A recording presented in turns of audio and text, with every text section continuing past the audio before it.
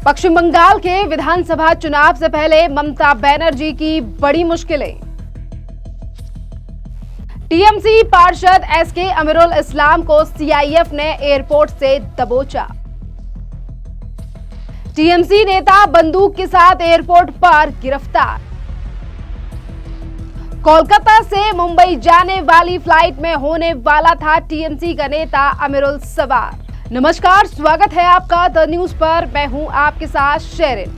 जहां एक तरफ 2026 में होने वाले विधानसभा चुनाव से पहले ममता बनर्जी लगातार इस तैयारी में हैं कि फिर एक बार उनकी सरकार और पार्टी चुनकर आ सके, पर वहीं दूसरी तरफ ऐसा लग रहा है कि ममता बनर्जी के कुछ खास ऐसे विधायक हैं और कुछ ऐसे पार्षद हैं जो लगातार ममता बनर्जी की पार्टी के नाम और उनके नाम पर लगातार कलंक लगा रहे हैं। जी हाँ, दरअसल आपके लिए बता दें जिससे कि ममता बनर्जी की कोशिशें लगातार नाकाम होती दिखाई दे रही हैं, क्योंकि कई ऐसे मामले पश्चिम बंगाल से सामने आए हैं जो भ्रष्टाचार के हैं, जिस पर पहले ही ईडी सीबीआई जांच कर रही है।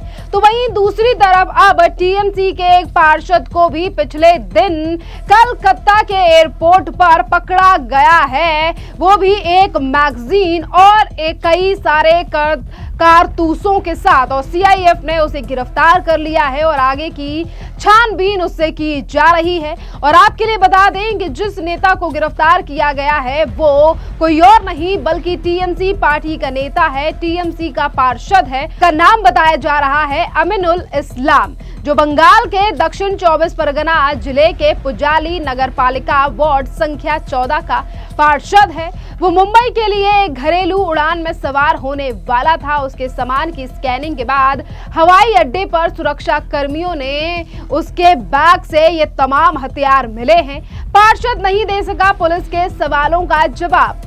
जब ये तमाम कारतूस और ये जो मैगजीन है यानी कि ये जो बंदूक है जब टीएमसी के पार्षद के बैग में मिले और तब पुलिस ने कई सवाल पूछे गए, तो उन सवालों का जवाब भी टीएमसी का पार्षद नहीं दे पाया और इस बात पर संतोषजनक सवाल नहीं दे सका कि वह कारतूस और मैगजीन क्यों आखिरकार कलकत्ता से मुंबई ले जा रहा है, और उन्हें ले जाने के लिए अधिकृत कोई दस्तावेज भी नहीं दिखा सका।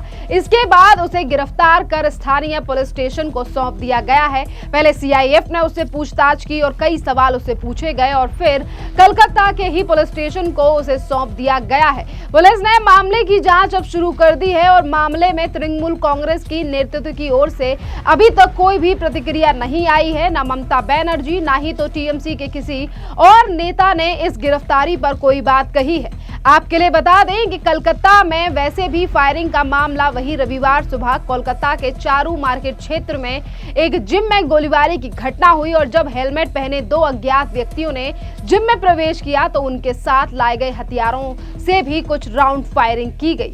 देखिए, लगातार पश्चिम बंगाल में इस तरीके की घटनाएं देखी जा रही हैं। कभी खुलेआम इस तरीके से गोलीबारी हो रही है तो कभी महिलाओं के साथ भी बदसलूकी और इसी के साथ साथ कई रेप के मामले भी इन पिछले सालों में पश्चिम बंगाल से सामने आए हैं। और अब इसी तरीके की चीजें लगातार ममता बनर्जी के प्रशासन व्यवस्था पर लगातार सवाल खड़ा कर रही हैं।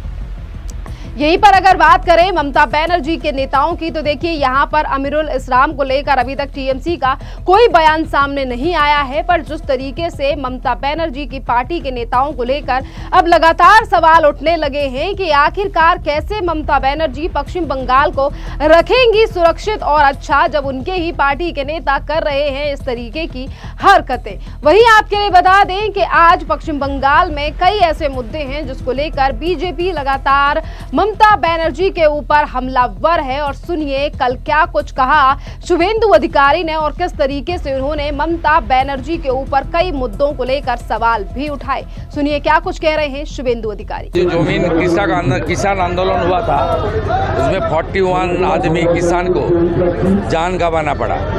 मैं हर साल आता है 2008 से, वो जो दुर्गा पूजा उनका जो आ रहा है उसमें उसको आभार बधाई देने के लिए और उनको थोड़ा उनका साथ पूजा के लिए जो खुशी है खुशी शेयर करने के लिए और उनको कुशल मंगल प्रार्थना करने के लिए। दादा, पूजा अभी तक शुरू नहीं हुआ, आज मातृपक्ष शुरू हुआ है, उससे पहले ममता जी ने पूजा का उद्बोधन किया। ये सीधा सीधा हिंदू आस्था के ऊपर आघात है। ममता जी हिंदू नहीं है। जिन्होंने महाकुंभ को मृत्यु कुंभ बताया, जिन्होंने हिंदू धर्म को गंदा धर्म बताया, वो हिंदू नहीं हो सकते। काल जिस तरीके से पितृपक्ष में पूजा उद्घाटन किया और ख़ास करके एक समुदाय, एक वोट बैंक को मैसेज देने के लिए हिजाब पहन के किया। उन्होंने बताया बारिश तो हो सकता है, लेकिन कपड़ा को इस तरीके से करने से तो बारिश बंद नहीं होगा। ये पूरा क्लियर सिग्नल है, पूरा उनका जो वोट बैंक है क्लियर सिग्नल है कि मैं आपका आदमी हूँ। मुझे मजबूरी में दुर्गा पूजा में जाना पड़ता है, 1,10,000 रुपया सरकार की खजाना से देना पड़ता है, लेकिन मैं आप लोग का आदमी हूँ, मैं हिंदू लोग का साथ नहीं हूँ।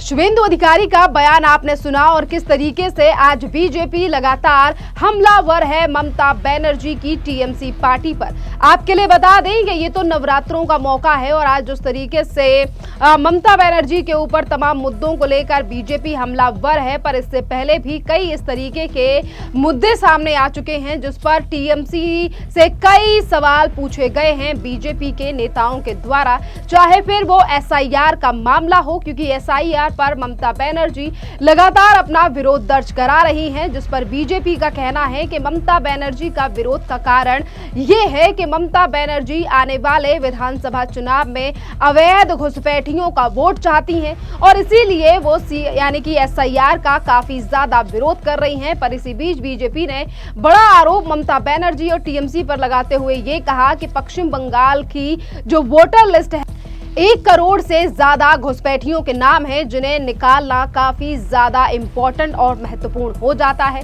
देखिए, केंद्र के द्वारा और इलेक्शन कमीशन के द्वारा अब पश्चिम बंगाल में एसआईआर कराने की बात में हामी भर दी गई है और चुनाव आयोग के द्वारा जल्द ही तारीख है एसआईआर की पश्चिम बंगाल को लेकर दी जाएंगी। देखना अहम रहेगा तब क्या कहेंगी ममता बनर्जी, क्योंकि अभी तो लगातार ममता बनर्जी की मुश्किलें उनके नेता ही बढ़ा रहे हैं। जमीन किसान आंदोलन हुआ था, उसमें 41 आदमी किसान को जान गंवाना पड़ा।